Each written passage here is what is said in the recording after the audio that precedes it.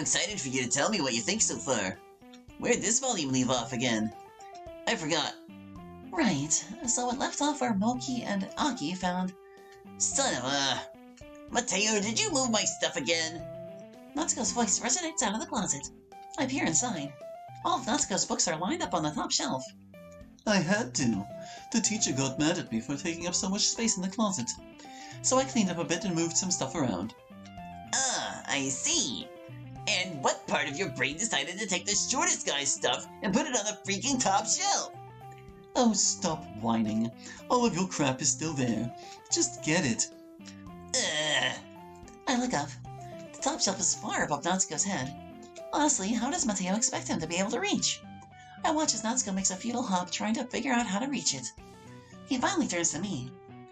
Will you please help me get these back down? There's plenty of room on these shelves. Ah, sure. There's a stool on the wall there. We can use that. There's a collapsible stool hanging on the wall in the closet. Perfect. I'll reach up there and pull them down. Then I'll hand them to you and you can put them on this lower shelf. Oh, wouldn't it be easier if I reached up there and handed them to you? Nah, it's okay. I can do it. Natsuko takes the stool from the wall and unfolds it. He hops on. It's wobbly due to its collapsible design. I watch anxiously.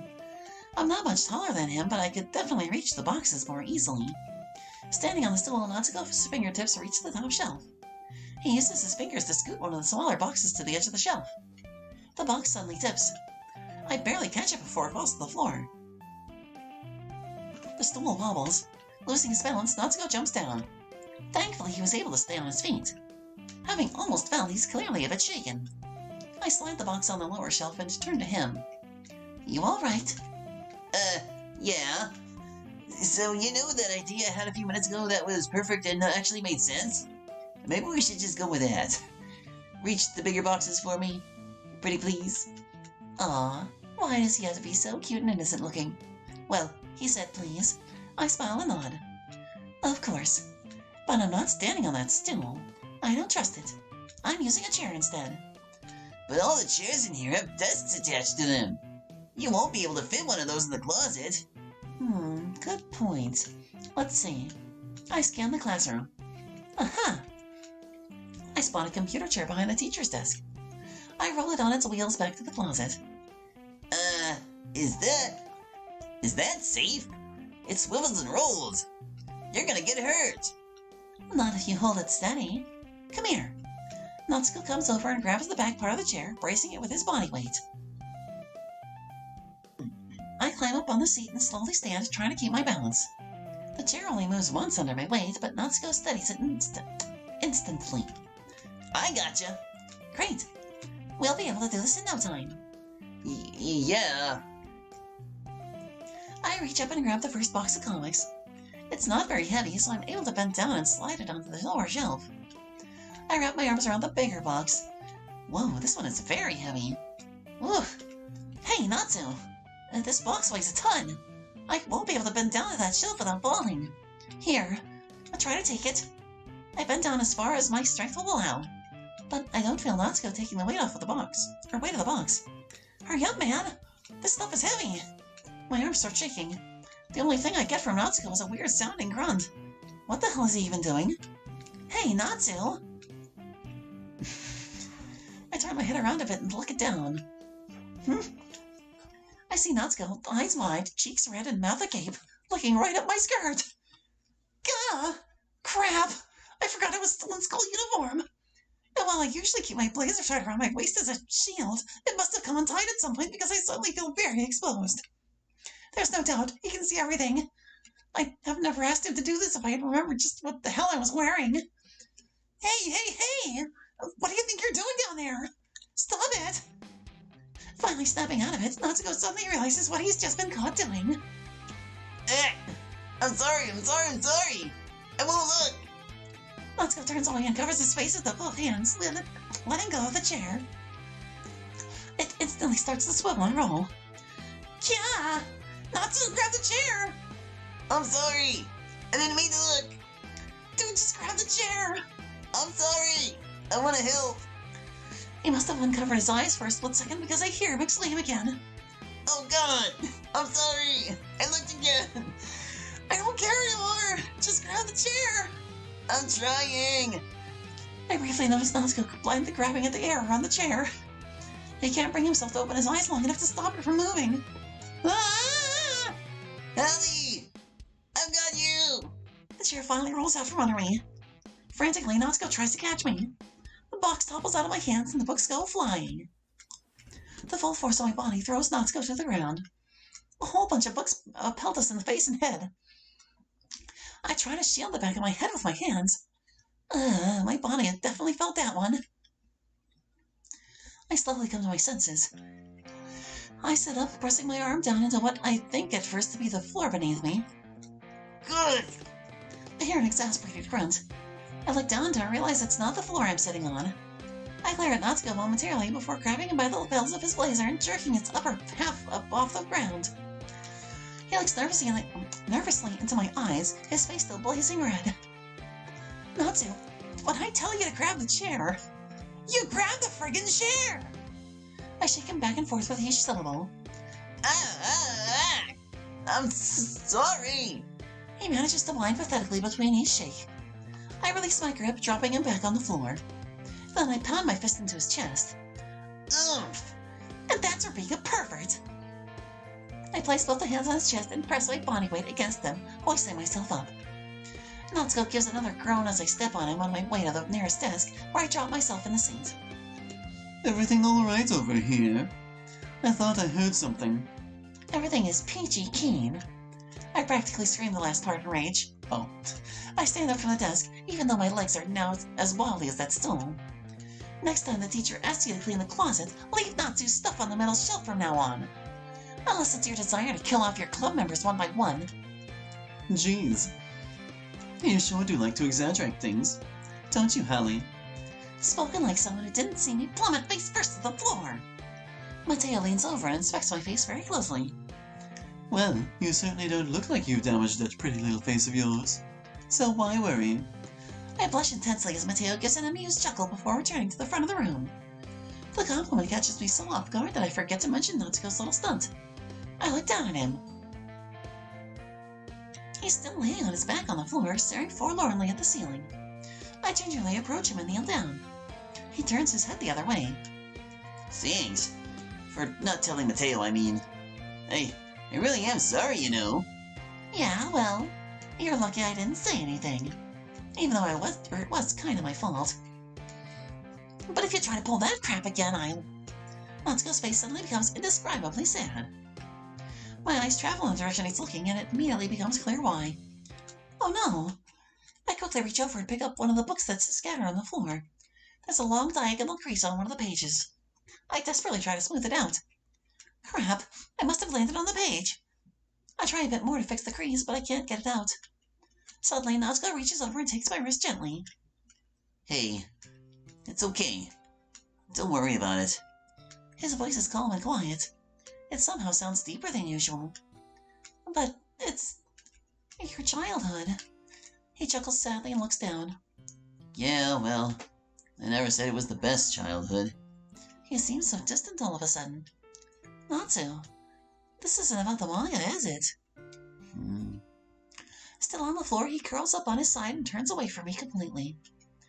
Anything I could do to help? Natsuko shakes his head.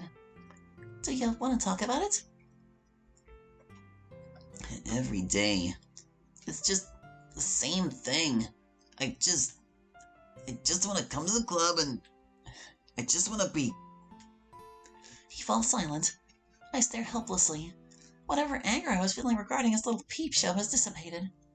I want to talk to him about whatever problems he might be having, but I can't very well pry if he's not ready to open up. I decide to do the only thing I can right now. Well, I'll get these comics and manga organized and moved for you. I grab volume 2 of Captain Kidd and set it aside. Except this one. We'll get started on it as soon as I'm done. Maybe that'll make your day a little better. I start collecting the books and putting them with their respective sets. As I reach for one, Natsuko reaches out and gently takes it first. You're really nice to me. Thank you for that. I'm not used to someone being nice to me.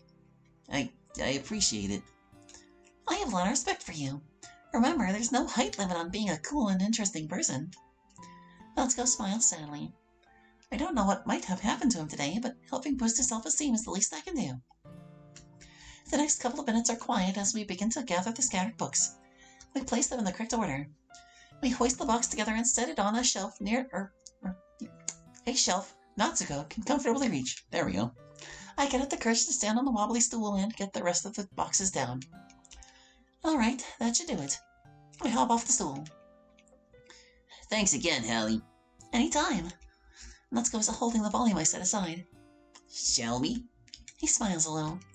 Looks like he's starting to cheer up already. All right, I'm ready. We sit in the same spot as last time, and I open the second volume. Natsuko's mood continues to improve as he laughs and points things out to me. He's surprisingly sharp, making note of a lot of subtle repeated jokes and background elements. At the end, I'm pretty impressed with how well everything ties up in this story, despite Natsuko saying the story doesn't hold up. I guess he has good taste after all. After some time, Mateo gets our attention as usual and it's time to share poems again. I guess I'll be holding on to this for now. Yup. And hey, you sound more enthusiastic this time. Well, I'm starting to get into it. I knew you would. I return to my seat and put the book in my bag. Where's Mateo? I think he said he was going to the bathroom. Oh well, might as well start sharing poems. He stepped aside? He didn't do that on the story route. How curious. Anyway, Natsuko. Natsuko reads my poem. He keeps looking at me, then back at the poem. By now, he must have read it more than once. Is it that bad? Bad? This is actually really good. So much for beginner's luck. Sigh. Why can't you be bad at this? My poems are supposed to impress you, not the other way around. You're trying to impress me? That depends. Is it working? A little bit. Just a little bit? All right. Maybe I think you're more than just a little charming. Natsuko blushes a bit. And besides, is there a problem with me trying to impress you? You want to impress me? Well, that depends. I bite my lower lip a bit. Is it working? Natsuko's blush intensifies. He clutches my poem tightly. He suddenly releases his grip on my poem, letting it flutter to the ground. I'll be right back. Red-faced, Natsuko scurries out of the room and bumps into Mateo. Hey, watch where you're going. Hey, Hallie, what's going on over here? Natsuko sure left in a hurry. What did you do to him? I didn't do anything. Are you sure you didn't do anything terrible? What? What are you talking about? What do you think I could have possibly done to him? I don't know. That's why I'm asking you. I just want to make sure you didn't do anything bad. Bad? How are you? You know what? Yes, you caught me. I admit it. Couldn't keep my hands off him. Better turn me into the authorities. No telling who my next victim will be. Mateo chuckles a bit. You know, they say sarcasm is a sign of a weak mind. Well, tell me who they are and I'll molest them too. Mateo laughs again. So touchy. Pun not intended. Tell me, am I safe in your presence? Or do you simply not have control over your own hands? My eyes widen when I spot my poem near Mateo's feet. The last thing I need is for him to read it, especially right now. I try to think of something out past. No control whatsoever. In fact, he should probably go away before it's too late. My stomach knots up. He must have seen me briefly look down at the poem. Much to my embarrassment, Mateo indeed spots the poem on the floor and snatches it up. He reads through it, a smug grin creeping across his face. How sweet. Wrote this for Natsuko, did you? Perhaps I should call the authorities, after all. Hey, he's of age. I mean, oh, this is just fantastic. Of all the things I could have said. Mateo just looks at me with that pretentious grin of his. Well, well, well. Looks like someone's got a thing for strawberry shortcake. Something about his mocking tone makes me feel bad about it for some reason. I turn away, my cheeks blazing. So, how do you think the little fella feels about you? Oh, don't bother answering. It's just something for you to think about. Hey! No, hey! Natsuko stomps over and grabs the poem from Mateo's hands. Funny, I didn't even notice him re-enter the classroom. You got a bad habit of touching things and reading things that don't belong to you, you know that. And what, pray tell, did I read that belongs to you, Natsuko? This is a literature club, remember? We all read each other's poems. Natsuko freezes. Apparently he forgot my poem is for everyone to read. But I can't let Mateo humiliate him like that. Technically, I gave him the poem to keep. So, it does belong to him. Is that so? He looks just as surprised as Natsuko does. Yeah. I mean, I'm gonna let everyone else read it first, of course. But afterward, he's taking it home. I see. How sweet. Thanks, Allie. I'm really happy you're letting me keep this. You can keep mine too if you want. And it's Trevor Likes Dolls. Not bad, right? I reread the poem a couple times and realized I could skip this text. Yay! There we go. Alright, so Tori. Ooh, I like this one, Hallie. It has some nice feelings in it. That's good to hear. Or is it better than yesterday's? I don't know. I forgot what yesterday's was about. Oh, that's super helpful. At least I know my poetry leaves an everlasting impression. I'm not the best when it comes to figuring out if a poem is good or bad. But that's why I go by my feelings. If it makes me feel things, then it must be a good poem. What kind of writing do you even like? I don't know. Oh, okay. Glad we cleared that up. You just have all the answers today, don't you? Why do you care all of a sudden? You want to write me a poem tomorrow? You're so sweet. Yes, that's exactly what I was getting at. Hell, I'll write you a poem right now. Check this out. There once was a man named Enos. Please don't finish that. Aw, come on. Are you telling me you already don't like it? You're so immature. See, this is why I don't write things for you. The next line was gonna be so epic. Spoiler alert, I was gonna rhyme Enos with... If I tell you what kind of poems I like, will you stop? That's a fair trade. Well, let's see. I guess I like happy poems. And sad poems. A little bit of both? There's a word for that. What was it? Bittersweet. Yeah, I like happy and sad. Maybe a little rage thrown in for balance. That's cool. Though I can't really see you liking anything sad. Don't get me wrong. I prefer happy poems. But every so often, it's alright to feel sad. It's almost cathartic. I think it's important to be in touch with all of your feelings, including the negative ones. We need to be balanced, you know? That's true. And it's also kind of poetic. You think so? Maybe I should write that down. You can read my poem now, okay? No! Can we finish poetry reading before the end of this episode? I think we can. Stuff it all in there. Are you still upset with me? Upset? Upset over what? For disrespecting Natsuko yesterday. Because reading this poem, I understand why you became insulted. I wasn't insulted. It's because you have the same writing style as him. You prefer his style. Well, I was just... When I disrespected him, I disrespected you too. Please forgive me my terrible rudeness. Big guy, I think you're reading too much into this. I never thought you were being... A gentleman knows when to allow a lady to have her space.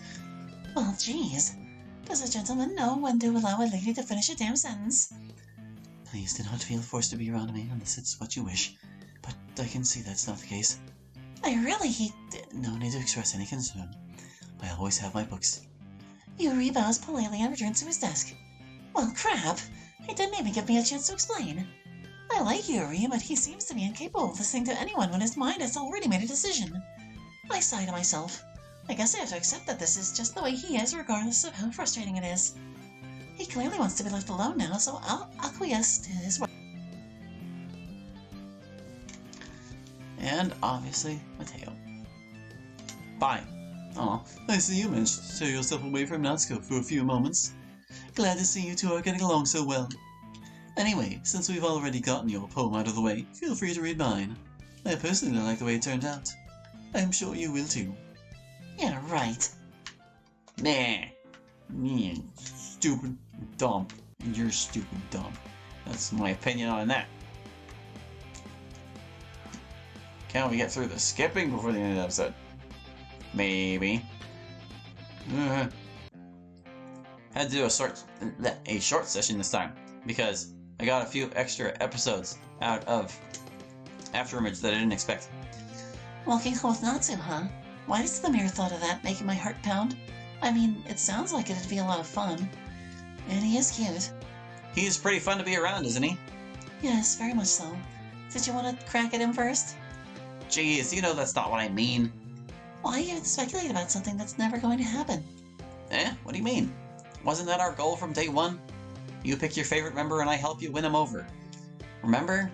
Well, yeah. Then stop worrying. We'll get him to start walking you home.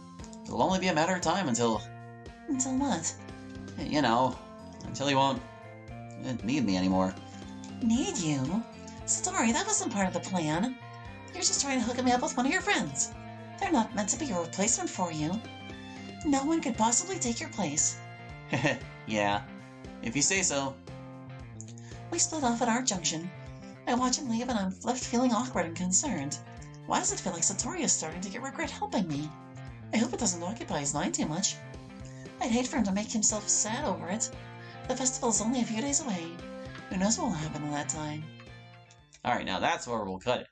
And we'll pick up with more of Natsuko's route later. So thank you for watching. I hope you enjoyed. And we'll catch you next time with more Switcheroo. Hope to see you then. Bye-bye.